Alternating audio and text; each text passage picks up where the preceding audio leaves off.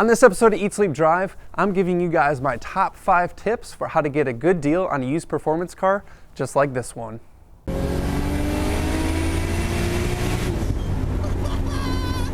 What's going on, guys? Welcome to another episode of Eat, Sleep, Drive. Now, last week I did a video talking about the 36 different cars that I've owned in my lifetime. And I had some comments that were along the lines of, that must get really expensive to go through cars like that. Well, if you do it right, it really isn't. And that's what today's video is really about. I'm gonna share with you guys some tips for how to get good deals and how to ultimately not lose your ass on performance cars. Now, my first tip is one that I love to deploy because it's super easy, and it is to buy a car that's been tastefully modified and the owner is including the stock parts. So very simple. Basically, if you can find a car that has been modified well and doesn't have eBay crap parts thrown on it, and you can get it with the stock parts, what you can do is just return it to stock and sell off all those parts for a profit. That starts off your ownership where you're already ahead because the value of the car really hasn't changed because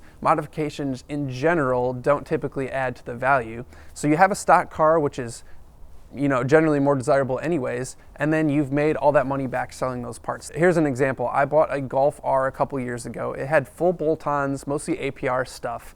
I bought it, drove it for a while, enjoyed it, sold all those stock parts, and then sold the car. And I did all right on that car, and that's the way that you want to do it.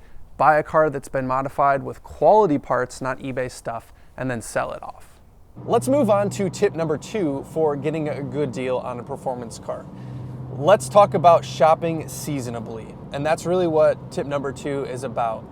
It is January right now, and I'm in the Midwest, so we get winters here. And if I were to go to a department store right now, you can bet for sure that I could go to a clearance rack and pick up a pair of shorts and get them for like 90% off, right? Because that's how it works. It's just supply and demand. No one's buying shorts when it's 0 degrees outside. Well, it's pretty much the same thing with performance cars. Performance cars tend to be sort of a seasonal thing. Why is that important? Well, you can get a really good deal on a performance car in the winter in states like this, in the Midwest. So think about things like, it applies to pretty much any sports car, but certainly, especially convertibles. Think of S2000s, think of Corvettes. Think of how many Corvettes you see on the road in the summer and then how many you see on the road in the winter. You'll still see them every now and then, but not nearly as much as the summer. So you can just apply the same logic. There's a lot less of a demand for sports cars in the winter. So try and pick a car up seasonably. All right, so I've come inside to give you a little demo for tip number 3. Tip number 3, I'm going to be talking about all the avenues that you should be looking at for the specific car that you're looking for, and also technology that you can use to help you monitor those. So I don't have time to just be on Craigslist all day, every single minute, looking for when somebody posts a car, right? I mean, I do browse Craigslist all the time, let's be honest, but when every time somebody posts something, I just want to be notified right away. If you want the best deal, you should be looking at every single avenue for buying a car. You need to be looking at Auto Trader, you need to be looking at Craigslist, you need to be looking at Facebook, and even the forums for your specific car is a really great way to get a deal. So broaden your horizons on where you can get a car from, because statistically, the more options you have, the better chance you have of getting a good deal. But what I want to show you is how you can use technology to automatically notify you of these posts. So specifically, I'm going to be talking about Craigslist, but I want to tell you about this service called Ifttt, and it is free. It stands for if this then that, which is a very basic programming concept, but you don't need to be a programmer to use it, so don't worry. It's very, very simple. They have this concept of applets, and here's what it is.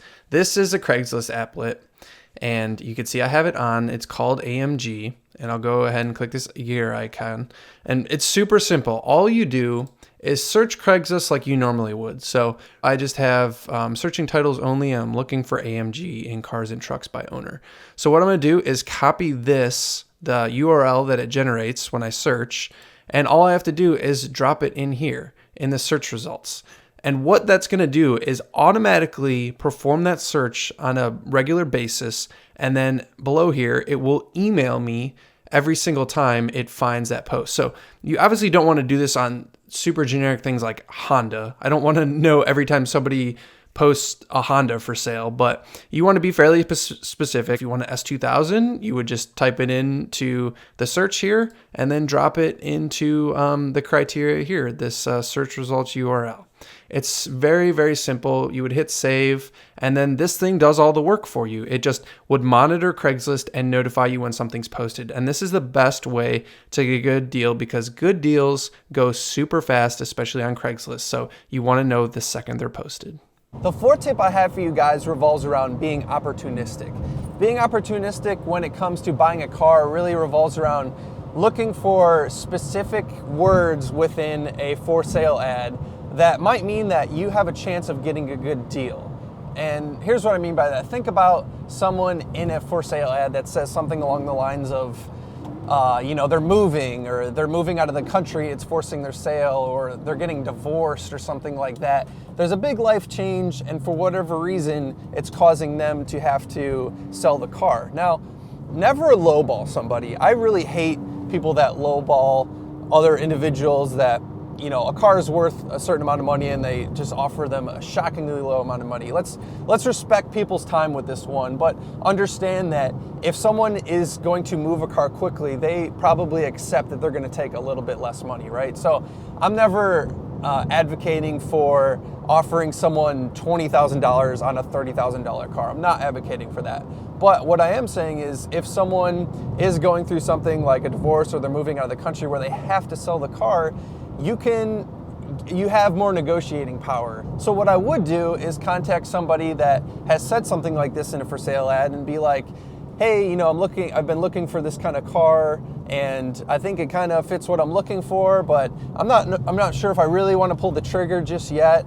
Where are you at with the price on it? I like to keep it open. Where are you at with the price on the car? And a lot of times people will just be outright and say, look, man, I need to sell this car by this date. I'm willing to take this amount of money. A lot of people have sort of that dollar value in their head, and it might surprise you. And like I've done this before where I've just kind of left it open-ended and it's like, okay, I'm good with paying that price. I think that's a reasonable deal for both of us. So be opportunistic when it comes to buying cars. Look for those keywords. Look for life events that you can get a good deal out of the car and it still works out for everyone. They can sell the car quickly and you get a good deal. The last tip I have for you guys is about where your car falls on the depreciation or appreciation scale. Cars are doing one of three things. They're either depreciating, which is most of them, they're staying flat, or they're appreciating, which is sort of kind of rare. But where the car that you're looking at falls on that scale is very, very important. So here's what I mean by that. You can buy something like a Lotus Elise right now and never lose a dime on that car. That is a car that is going to be collectible. They're just never going to be able to make another car like that. So they've held their value for such a long time and they're going to continue holding their value or probably even go up. Another good example of that, in my opinion, is the S2000. I kind of think those are at the bottom of their depreciation and they're only going to go up. Now, on the flip side, let's talk about cars that are depreciating, which are something that you want to generally stay away from if you don't want to lose a bunch of money on it. So you might be tempted to buy something like a F80 M3, which is the latest generation M3 on the used market. You can get a 1 or 2 year old one for about 55 grand, which is a lot of car for the money, but in my opinion, they're still going through a heavy depreciation hit. So if you own that car for a year or two, I think you're going to lose a lot of money in the long run. Well guys, I hope you found this video informative. Definitely not one of the more entertaining videos I've done, but it's definitely chock full of information if you are looking to buy cars. This is stuff that's taken me years to learn, and some of them might seem obvious, but some of them hopefully a little more subtle, and I hope that helps you when it comes to buying your next performance car.